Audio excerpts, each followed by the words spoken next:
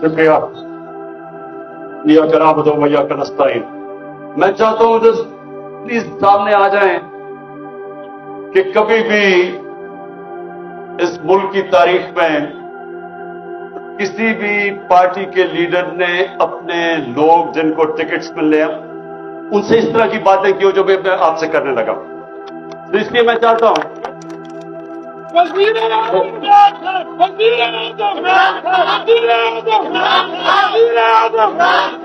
اور اس لیے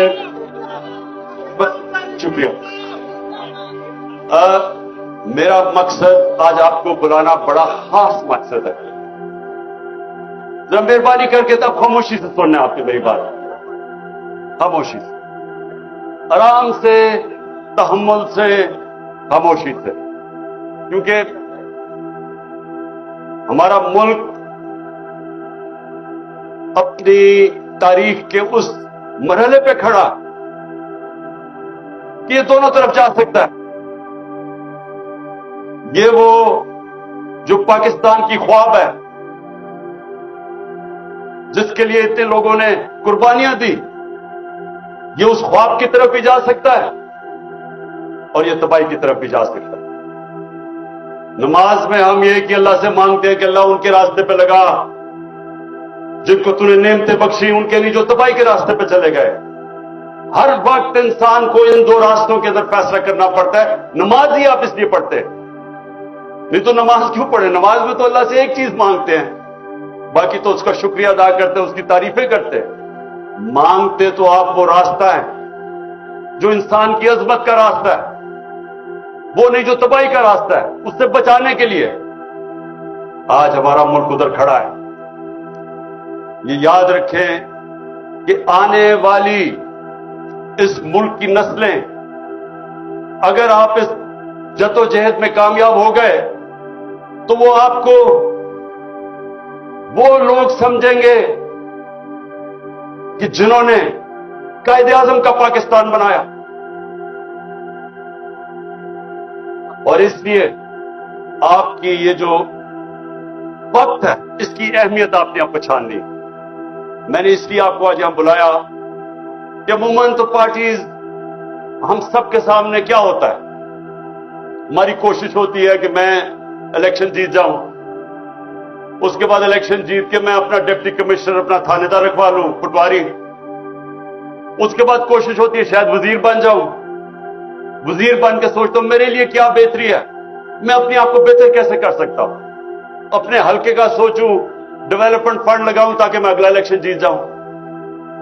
پاکستان کی تو یہ سیاست رہی ہے. میرے 26 سال میں ہمیشہ دیکھتا رہا کہ ہماری کیوں نہیں لوگوں کو سمجھ آتی کہ ہم کیوں پیچھے رہ گئے, دنیا آگے چلی گئی ہے. میں نے 26 سال میں کیا دیکھا کہ ہندوستان ہماری آنکھوں کے سامنے آگے نکلا. 80 کی دہائی تک میں جب ہندوستان میچ کھیل کے آتا تھا پاکستان تو لگتا تھا ایک غریب ترین ملک سے میں امیر ملک میں آ گیا ہوں. 90 کی دہائی میں اپنی آنکھوں کے سامنے ان کو آگے نکلتے دیکھا.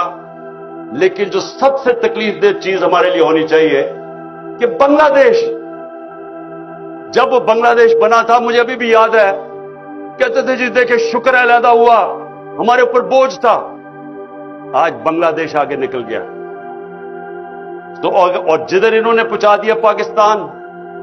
یہ وقت ہے آپ سب کے اوپر اللہ نے بڑی ذمہ داری لگائی. اس وقت پہ اگر ہم صحیح معنی میں جدوجہد کر گئے تو یہ ہم اب ملک کو نکال دیں گے, کیونکہ اللہ کا سب سے بڑا کرم ملک پہ ہو گیا ہے کہ ان پاکستانیوں میں شعور پیدا ہو گیا ہے, جاگ گئی ہے قوم. میں پہلے جو میں ابھی جو بات کرنے لگا ہوں, سب سے پہلے میں یہ جو یہاں گھر میں پچھلے 40 گھنٹے جو میں دیکھا ہے اس گھر کے اوپر جس طرح کا حملہ کیا گیا ہے, تو میں کئی دفعہ سوچ رہا تھا کہ دیکھیں اتنی زیادہ فوج بلا لی یہاں, یعنی ہزاروں لوگ پہنچ گئے, فوجی پولیس والے, रेंजर पहुंच गए और ये मेरे घर पे ऐसा हमला हुआ कि मैं समझा मैं कोई दुनिया का सबसे बड़ा दहशतगर्द बैठा हुआ हूं। यानी आर्मर्ड कार मंगवा ली। आर्मर्ड कार, सोचे कि एक पॉलिटिकल आदमी है, 50 साल से कौम मुझे जानती है, 50 साल से मुझे जानते, किसी और पाकिस्तानी को इतना देर से नहीं जानते। एक दफा मुझे कोई बताए कि मैंने कभी कानून तोड़ा हो। इस मुल्क में अवाम उस आदमी को सबसे ज्यादा पाकिस्तान की तारीख में पैसा देती है, चंदा देती है, मुझे देती है। तीसरा अस्पताल वहां सबसे बड़े खैराती इदारे इस मुल्क की तारीख। एक यूनिवर्सिटी नवल, दूसरी अभी अल कादर, सब खैराती गरीबों के लिए। और जो सबसे बड़ी पॉलिटिकल पार्टी का हेड हो, उसको फौज पकड़ने आ जाती है लोगों की, ये पुलिस की और रेंजर्स की। जुर्म क्या आता था कि पहले सब समझ जाए कि प्रोपेगेंडा हो रहा है और असल क्या है। जुर्म यह था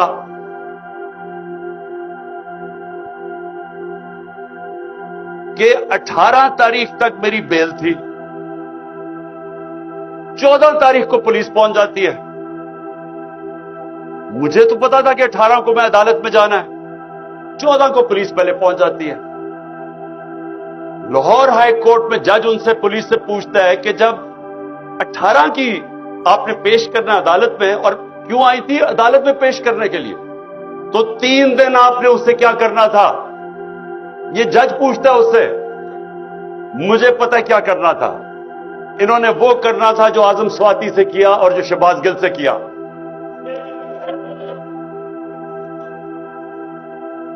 और जो बदतरीन इस मुल्क की तारीख का, जो मेरी जिंदगी में मैंने ऐसा वाकया नहीं देखा, जो इन्होंने उस दरवेश, उस मलंग दिल्ले शाह से जो इन्होंने किया।